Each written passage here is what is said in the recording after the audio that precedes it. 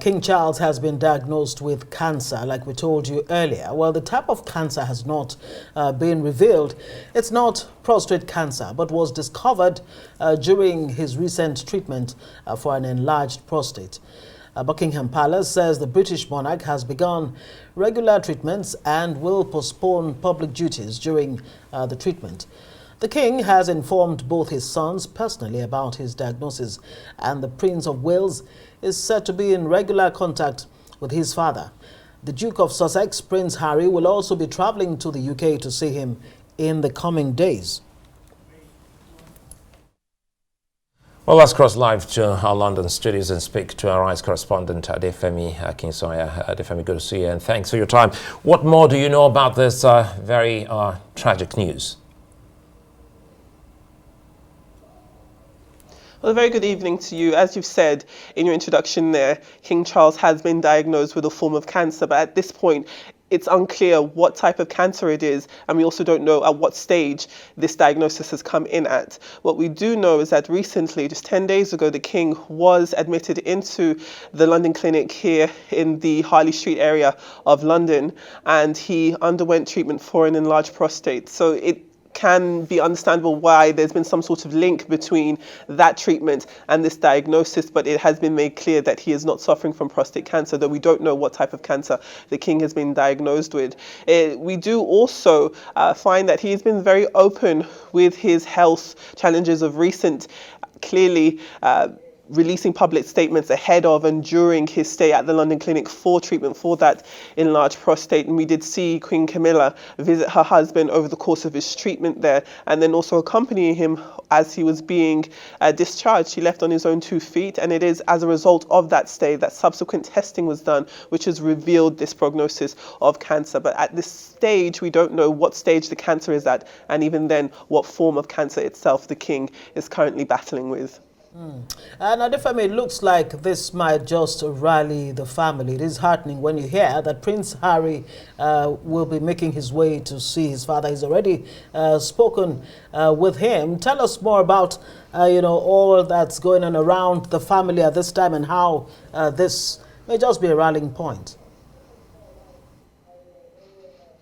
Ultimately, in situations like this, Ngozi, and it's so good to hear from you, in situations like this, you are reminded once again that this is a family nonetheless, a royal family, absolutely, but a family still. And it's no surprise that Prince Harry has spoken to his father and will be coming over to London in the coming days to see him in person. I don't think at this stage there's much to be surprised about. We do and have been aware of a strained relationship between the Sussexes and Buckingham Palace and the rest of the family therein. But it is clear that Prince Harry will be travelling to London to see his father in person, and I can imagine that his visit will be welcomed not only by the king but indeed by the rest of the family.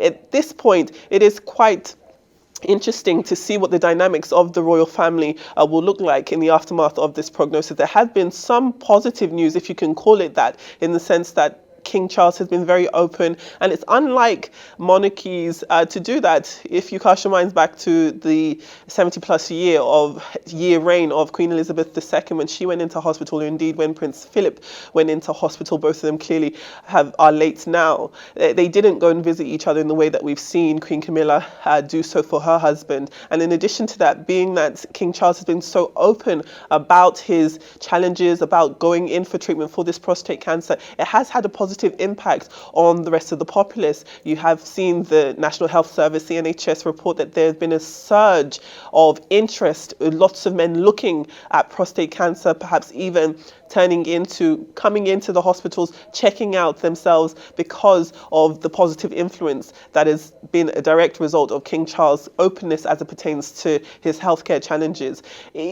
If we look ahead to what this will mean for the country, the king will step back from public-facing duties. He'll have to cancel some engagements, and it's understood that he has apologized for those cancellations. But in terms of state business, there has been no one appointed to carry on those duties. So it is believed that the king is still in somewhat sound health in mind. So he would be able to continue his non-public facing duties as requested, especially as it pertains to any responsibilities he'd have to do as it pertains to government. But in terms of public visits and public facing engagements, you can imagine that he will take a step back from that at this time. And it is imagined that while he has continued to be quite open about his health up until this point, one can only wonder if there will be more information as it pertains to what specifically the type of cancer the king has been diagnosed with and what stage it's at, what type of treatment he'll undergo, and whether or not he'll be as open with that journey as he has been leading up to this point.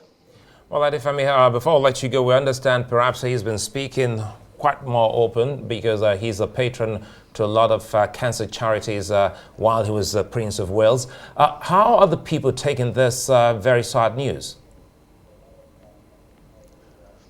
On the one hand, I do think if you're looking at some social media reactions, it has come as some form of a surprise, but perhaps not a shock. We were all aware that the king had been hospitalized at the London Clinic for an enlarged prostate, but it had been quite clear that these were definitely serious healthcare challenges, but nothing life-threatening at this point. So the news of the king being diagnosed with a form of cancer, I can imagine, has been received with some sort of shock/surprise. It will be interesting in the coming days. Clearly, this is a serious situation, and it's important not to make light of that, being that they have been so open up to this point, that this cancer itself can be life-threatening, but there's also hope that a cancer diagnosis doesn't automatically mean a death sentence. And it is quite clear at this point that the palace seems to be in some form of positive spirits, and that can be interpreted from the openness of information as it pertains to public statements, as it pertains to the king's health,